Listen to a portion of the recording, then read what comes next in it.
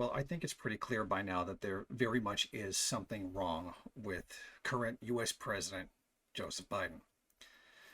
Given the amount of speeches that he's given recently, the public statements, and the amount of mistakes that he's been making in them, it's very clear that there is something wrong with him.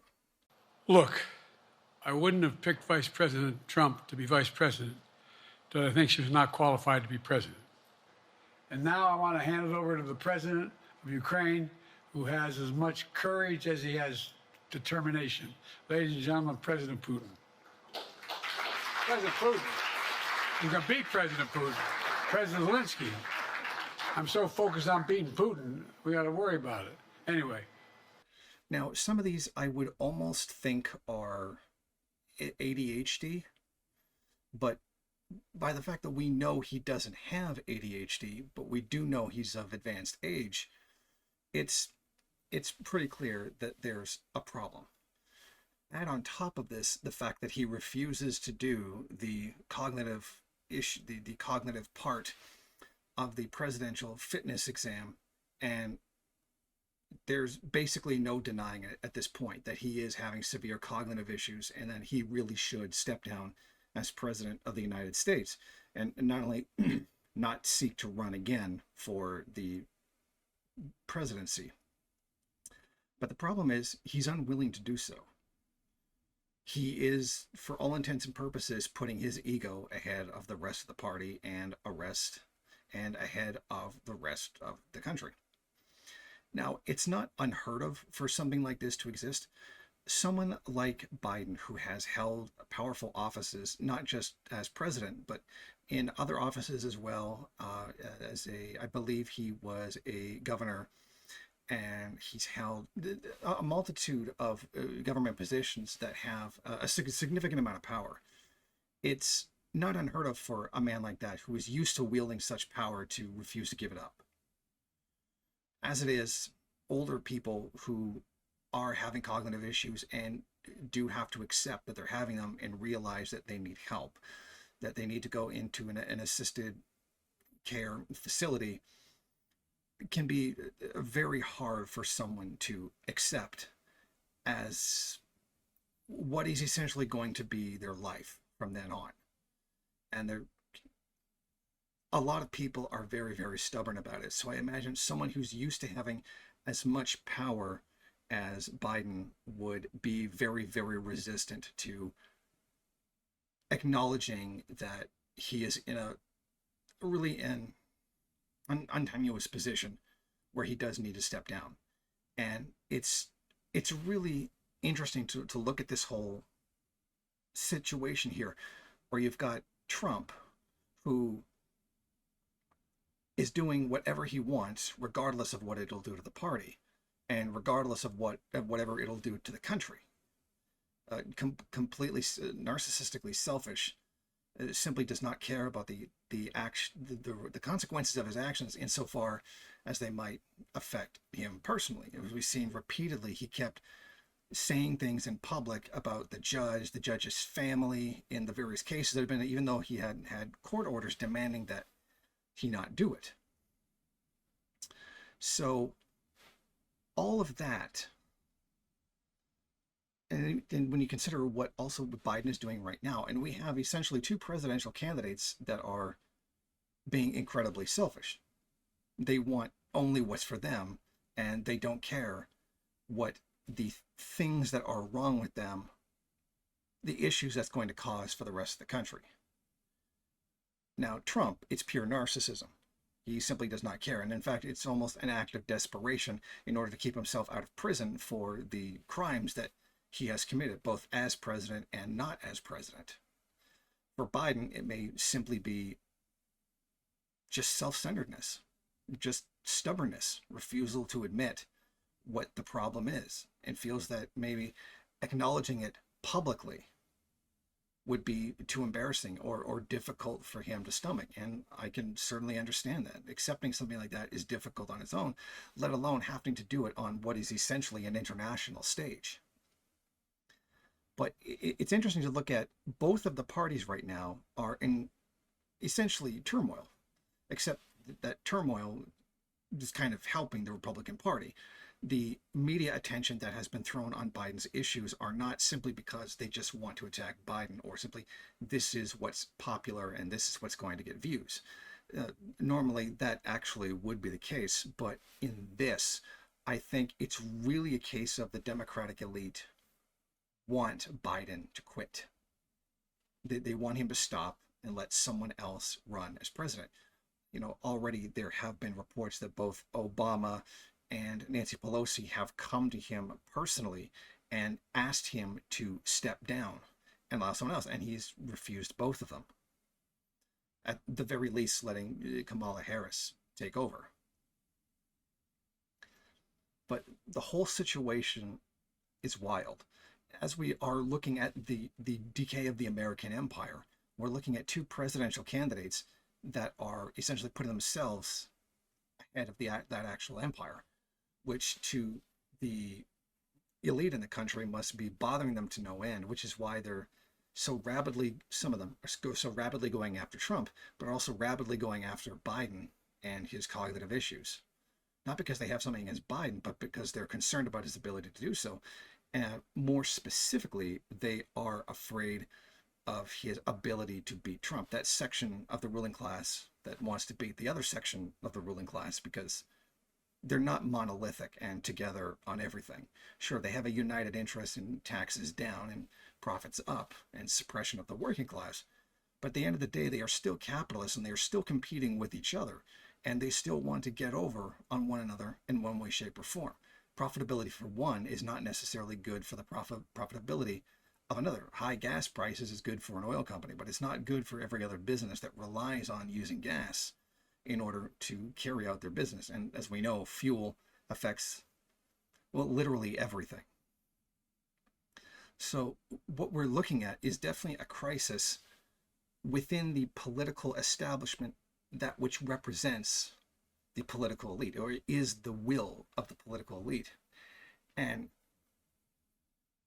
it almost seems like the elite don't know what to do, or they're so terribly disorganized that they're in this terrible mess to begin with. And I think that does signify a kind of crisis that is going on within the ruling elite right now. I mean, we do see a major problem. There are declining birth rates. And one of the things that you need with any economy is for people to be engaging in economic activity. Well, you can't do that if you don't have any people. So the bringing in of people from other countries, allowing immigration, those people come in, they be a part of the system, they pay taxes, they buy everything that they need, etc., stimulating more economic activity. You can't make people buy more stuff than they already can. What you can do is bring in more people.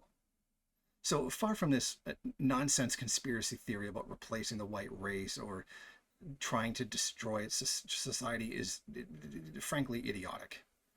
Why would the bourgeoisie want to destroy their own society and destroy the foundation of their own wealth? It just doesn't make any sense. Usually the accusation is that this is done deliberately, not it's something they're doing and they don't realize the consequences. That's not what the conspiracy theory is. The conspiracy theory is that they're doing it deliberately, and which doesn't make any sense.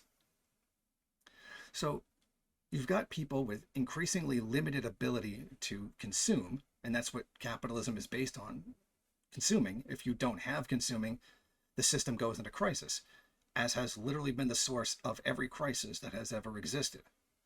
One of those, especially being in 2008 during the mortgage crisis that moved into the financial sector, was people unable to pay their mortgages because everything had gone up high enough to where those subprime mortgages were something that they couldn't really afford to begin with. And guess what? And they ended up not being able to afford it, and then causing that into a general crisis, because of the way the mortgages had been repackaged into collateralized debt obligations and then put on the financial markets.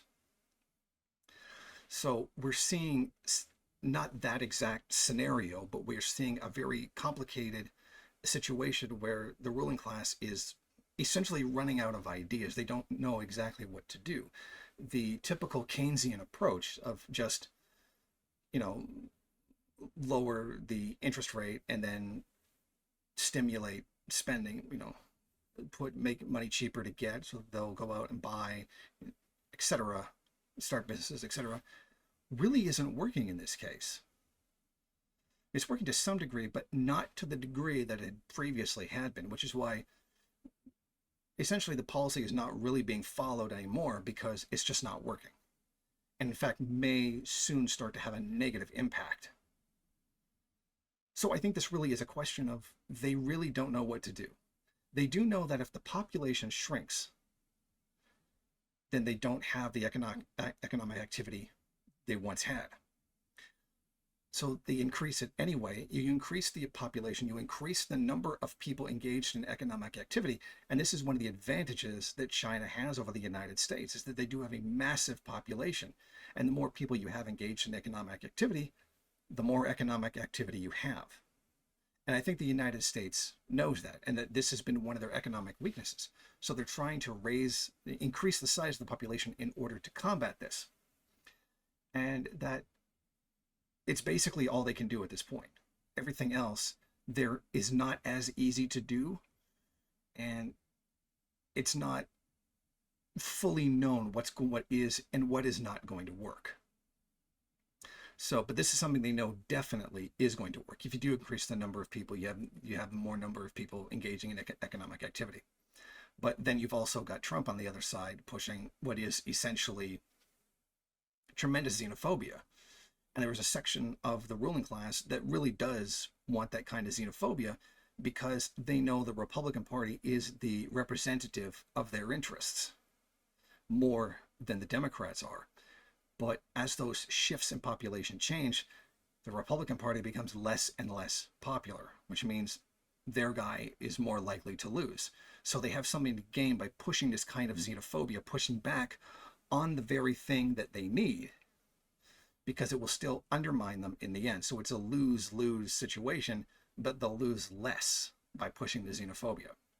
And I think that's one of the important points in trying to understand politics. It's not, as conspiracy theorists place it, as just one monolithic evil entity of one gigantic hive mind that all thinks the same thing in every way, shape, or form. I mean, that's nonsense. It's very hard to get people to agree on things. I mean, for most people, you can't even get them to agree on 2 pizza toppings, let alone how to run the entire world. So, and on the other end, you have a lot of uncertainty about what it is that's needed to do, and it would have differing opinions on that. But there are some things, like the increasing the population size, that they all do know would be functional, would be something that would help.